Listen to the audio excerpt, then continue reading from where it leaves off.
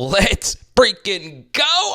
You like that? I do not want to admit this about Kirk Cousins, all right? But I will do so at the end of today's video. But we've got to dive into the tape of what should be the best Thursday Night Football performance from any quarterback we've ever seen. And what makes it really impressive is Kirk actually makes Kyle Pitts look like something, right? Starts things off here with a nice little seam route. And then we get to the tutty. You get a little motion here. And once again, you can see this in our Tampa Bay film study that we've already done on Baker Mayfield from this game.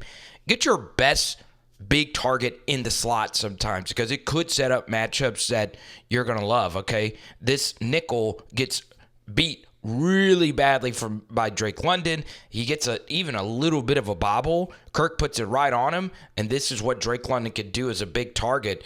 Breaks a tackle and finds his way into the end zone, standing up basically. Wow. Man, Zach Robinson called himself a wonderful game. It was a good night of defensive play calling because we saw the Buccaneers practically do a lot of the same stuff, right? A little outside zone play action fake. And let's actually get to the route here. I know it's a little cut off here on the broadcast. Copy. This is Darnell Mooney as a corner here. Normally on these kind of rollouts right here, you're thinking that this is going to be a deep over, but in fact, it's a deep out. Right? It's really hard to play this as a corner. Kirk Cousins does that, stops, and throws back to Darnell Mooney, who runs a nasty route. Obviously, Darnell Mooney is playing absolutely phenomenal football, some of the best of his career. This is probably the worst protection I've ever seen in my life. I would have preferred Vita Vea go unblocked instead of the lunacy of having Bijan Robinson block a 50,000-pound human being. I'm actually glad that Bijan Robinson did not risk this because you're going to get concussed or hurt or whatever. At least he gave you something. Bijan actually is a really good pass protector. That is some of the worst design you will ever see. I think it was a blown assignment. Alrighty, so we get to this 3rd and 3, and man, this is just simple pitch and catch right at the sticks. I would not be shocked once you see this completion, an easy one for a first down. And then you get to the 2nd and 12 out of pistol. You know, I brought this up for the Buccaneers. Will we see a change in defensive play caller for both of these teams, right? Because, look, for both teams, you have a head coach that is an elite defensive play caller, but obviously as a head coach, they don't do it, all right? This is as straight up of a pre-snap coverage alignment as you are going to see. Now, they do bring a blitz here, but this is called cover 6, right? So you're playing cover 4 on this side, and you're playing cover 2 over here, okay? So Kirk is experienced enough to know what to do versus this, and with this safety going this far back, Kirk starts off looking left, works backside to the right. He's just going to take advantage of all the space you're giving him, right? I mean, these safeties in this game were just dropping so far back, and this ends up being the only play Cordero Hodge makes the entire game, right? All right, and then we get to the Kirk Cousins throw of the season, right? Kirk is not quite the same level of talent as a Matthew Stafford, if you will, but man, they both have one major thing in common. They are really good at putting it right on the receiver, right? To where it is unfreaking believably accurate. It is thrown with a lot of velocity. And this is like ridiculous quarterback play, okay? So in theory, the seam is open versus middle of the field open coverage, right? And there is kind of a Tampa 2-ish action right here. I am shocked that he is deciding to rip this still, though. I mean, this is audacious right here from Kirk Cousins. And what makes it even more impressive, no Drake London out there, right? So you're throwing this to your number 2 option. Give the Atlanta Falcons a lot of credit. Pass protection really good here. And look at this, man. This is ridiculous. You've got to really throw this football with a lot of velocity. And man, of course, there's always some luck mixed in there. And give freaking Darnell Mooney a lot of credit. Make it, you know, and this is just anecdotal, But Mooney is really good at jumping first, right? Bang. He got off the ground quicker than the DB. Hands catch, then brings it into his body. That's a violent, great touchdown catch from a guy who's on fire. Yeah, so a big discussion is, was this a true Kyle Pitts breakout game? Yes and no. I mean, this is as open as you're going to see. So I would still be somewhat skeptical of Pitts, but it is a step in the right direction to where fantasy owners don't have to feel the absolute worst about their lives for believing in Kyle Pitts again. All right, we get to this 3rd and 4. One of Kirk's best plays of the night. All right. They are at the sticks. You're not going to pick up all these yards, right? You can look to see if you could pick up all these yards. And, of course, you just have the confidence of fitting the football in any type of window. Maybe something was open. I could go pull up the All-22 here in a second. But take your check down, right? Of course, I think in this situation, you would prefer to take Kyle Pitts right here because it is a little bit further down the field. But I'm also not opposed to getting it here to make this a manageable or somewhat manageable field goal, okay? Tyler Algier picks up some extra yards, and Koo nails a 54-yarder to tie the game. Let's get some All-22 going here, and this is, once again, really good design by Zach Robinson, getting some pre-snap motion to know at the snap that Kirk Cousins is going to have his best receiver going up against Jordan Whitehead, a safety, and Kirk already sees that this is the matchup that he wants. Pocket actually collapses here, and Kirk just goes on ahead and decides to rip this thing. Look at when he is throwing it, right? Drake London has not even turned, but he knows he can back shoulder this ball because the safety is in a really, really tough spot. All right, so you know you're balling out of your mind when you actually make a mistake, and it ends up being an even longer, more difficult 4th down conversion. So bang right here to Drake London's there. I mean, just rip that thing. Kirk says, no, I'm Kirk motherfreaking primetime. Kirk Cobain's Cousins. And in a dirty pocket, yet again, a lot like that last throw, he can't really just step into this. He goes full field, opposite sideline to a guy who just cooked all night in Darnell Mooney, okay? And the ball was so on the money. Mooney had all day. All right, so this was a good job right here by Zach Robinson. If they can't stop the same side motion and changing up the math and assignments, keep running it, right? And that's what he kept doing on a very critical 3rd and 8 right here. And guess what? It's 2 in-breakers. In-breaker here, in-breaker here. Kirk Cousins sees that this spot of the field is open. Once again, a collapsing pocket. Kirk with the guy right in his face. Look at where the ball is located. Once again, not a hard read, but hits him right between the 3 and the 4. I still think it's weird that a wide receiver is wearing a running back's number. All right, another 4th and 4. You got to have it. And what does Kirk do?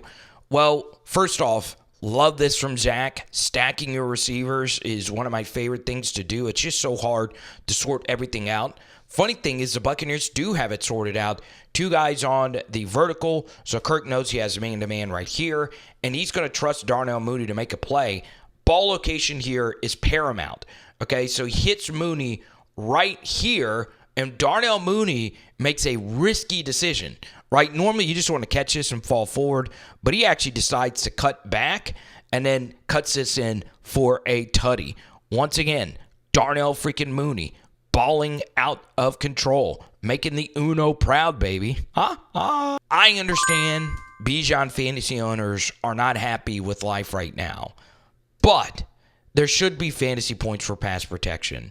This is ridiculous stuff right here from Bijan Robinson.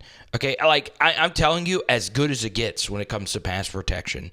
Let's really celebrate this. So the Buccaneers are actually bringing 2 players up the middle, and it's cross-dogged, okay? So he's going through here. This DB is wrapping around. So Bijan is thinking he is picking up the unblocked A-gap pressure, which you should always do. But the right guard does a good job of seeing it and picking up Levante David. So watch what actually happens. Bijan hits Levante David, but then he feels out that the guard has David, and now he picks up the cross-dogger, okay? In college, this guy's getting through here free.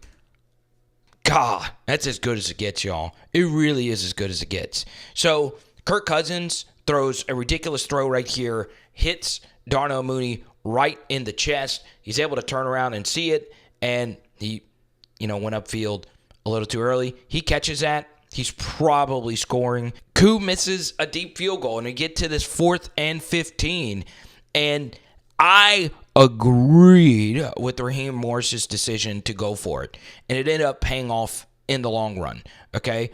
You want to go for it here, and guess what? Kirk Cousins, he tried to make something happen, and it's picked off, right? You're already in a lot of trouble, but guess what? You have 3 timeouts. That's the benefit of it, and you get to this point, you're probably thinking they're making a field goal, but they don't.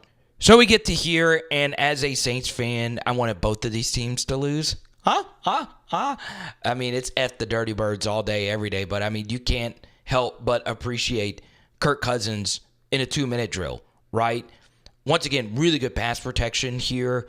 Falcons had inconsistent pass pro throughout the night, but he hits Mooney over the middle. Be the thing that will keep Buccaneers fans up at night, okay? I mean, these are ridiculously easy, wide open pitch and catch conversions, right? And the thing that really sucks about that is you are getting some pressure, okay? But this is still just way too easy, if you ask me. Way too easy. All right, the coverage on the back end, needless to say, was bad. Now, you do get a break. The ball was stripped out. This was a big night for strips and punch-outs. Jesse Bates had him a few. So since that ball falls backwards, this is a good job right here by Raheem Morris to get the football as quick as he possibly can to the line judge because you just don't have a whole lot of time, all right? Now, we get to the controversial decision here. Obviously, you want to run stuff to the sideline because you don't want to get tackled in bounds and lose the clock here because Koo does have the leg strength to make a field goal from this distance. But what do the Falcons do? Well, Zach Robinson apparently audibled into slants all across the way. I want you to take a look at this again.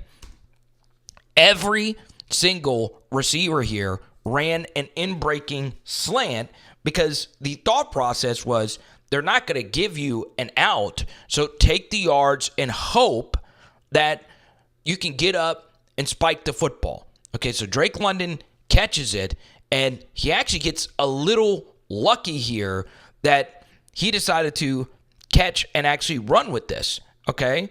Normally, you just want to catch it and fall down. And one thing I thought the Buccaneers could have done, a little gamesmanship, in this situation, you want to take your time. You don't want to fall. You don't want to just pop right up. You want to stay on top of him, okay? So Dean makes a bad decision. This is a good job by the center, hurrying up and getting the football. He actually marks the football and kind of gets cut off. The line judge just kind of tapped it, and they were able to spike it, okay? We can get into the refs all we want, but Falcons get lucky like they have all season long. And Koo made the kick. All right, 3rd and 3. And it was just shocking how many pitch and catch conversions there were.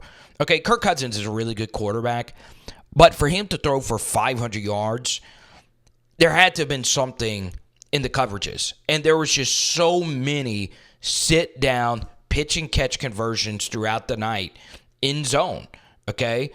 They just could not figure this out, Tampa Bay, all night long, okay? Huge gain right here. Drake London is hurt. Okay, he wasn't even out there for the game-winning drive. So let's talk about Kirk Cousins. Once again, get the pre-snap motion, and Cordell Hodge goes crazy. Y'all, this was not only, like we said at the beginning, the best Thursday night football game we've seen from an NFL quarterback. Y'all, this was the best quarterback performance of the season, okay? Something I did not say was I had to cut a lot out of this film study for brevity, all right? I mean, a lot of all 22s and all that stuff. And also, took out a bunch of sacks, right? The Buccaneers pass rush, I mean, Jason Pierre-Paul's not walking through that door, but they still had a lot of pressure, a lot of sacks, and as you can see, Kirk had a lot of dirty pockets, and still put together this performance, right?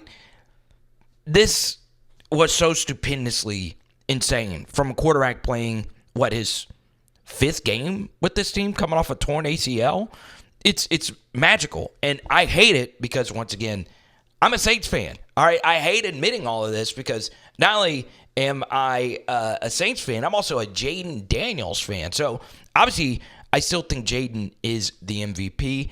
Bang, this guy's not doing too bad either. You can watch our film studies right here. And, we'll talk to you soon. It is Power Hour NFL. Boom. And tonight, we are doing pasta. Let's go.